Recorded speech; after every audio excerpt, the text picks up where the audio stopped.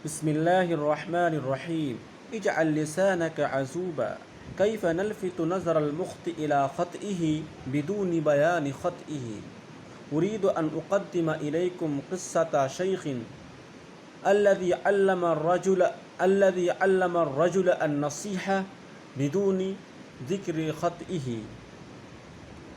ذات مرة جاء رجل إلى السلف واستلف منه كتابا فرده إليه بعد أيام وعليه آثار طعام كأنه حمل عليه خبزا أو عنبا، فسكت الشيخ. وبعد أيام جاءه صاحبه يستعير منه كتابا آخر فأعطاه الكتاب في طبق، فقال الرجل: إنما أريد الكتاب فما بال الطبق؟ فقال الشيخ: الكتاب لتقرأه والطبق لتحمل عليه طعامك. فأخذ الكتاب ومضى، فقد وصلت الرسالة. فعلمنا يمكن أن تقدم النصيحة إلى المخطئ بدون بيان خطئه، والنصيحة ليس فيه تأنيب صريح هو مؤثر من تأنيب فيه هو مؤثر من نصيحة فيه تأنيب. ہمیں اپنی زبان کو شیریں بنانی چاہیے.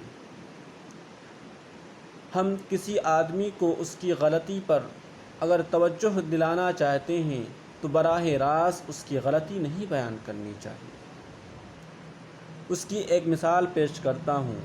ایک عالم دین کے پاس ایک شخص آیا اور انہوں نے آپ سے ایک کتاب عاریت پر مانگی. آپ نے کتاب دی. پھر وہ چند دنوں کے پاس کتاب کو واپس لایا، لیکن جب واپس کیا تو کتاب پر کھانے پینے کے آثار تھے. اس کتاب کی دیکھ بھال نہیں کی تھی. ایسا لگتا تھا کہ اس پر روٹی ہو، انگور کے ٹکڑے پڑے رہے ہوں جس کے دھبے اس کتاب کے سر ورق پر نظر آتے تھے. لیکن حضرت نے لیتے وقت اس کو کچھ سخت سست نہیں کہا، نہ آپ نے اس کو نصیحت پیش کی، بلکہ خاموشی سے آپ نے لے لیا.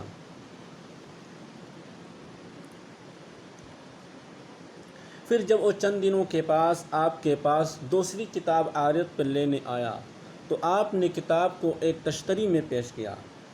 جب اس شخص نے کتاب کو تشتری میں دیکھا تو کہا: حضرت مجھے کتاب چاہیے نہ کہ تشتری.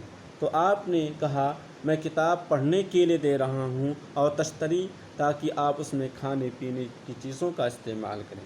تو آدمی سمجھ گیا کہ حضرت کہنا کیا چاہتے ہیں. تو انہوں نے صرف کتاب کو لیا اور اس کو اپنی غلطی پر ندامت ہوئی اور اس نے آپ کی نصیحت کو قبول کیا. اور تو ہمیں معلوم ہوا اس سے کہ اگر ہم کسی کو اس کی غلطی یاد دلائے بغیر بھی براہ راست اس کی غلطی یاد دلائے بھی اس کو نصیحت دے سکتے ہیں. اور یہ نصیحت جو ہوگی اس نصیحت سے بہتر رہتی ہے، مؤثر، زیادہ اثر انداز رہتی ہے، جس میں تانیب ہو، سخت سست الفاظ ہوں. کیونکہ جب آدمی سخت سست الفاظ کے ساتھ نصیحت کرتا ہے تو سامنے و مخاطب کو غصہ آ سکتا ہے. غصے میں جب ہوگا تو آپ کی نصیحت کو قبول نہیں کرے گا. لیکن جب حسن اسلوب کے ساتھ دیکھے گا تو آپ کے حسن اسلوب سے بھی وہ نصیحت حاصل کر لیتا ہے. اسی کو اللہ تعالیٰ نے قرآن میں فرمایا: ادع الی ربک بالموعظۃ الحسنہ. السلام علیکم. تم الکلام.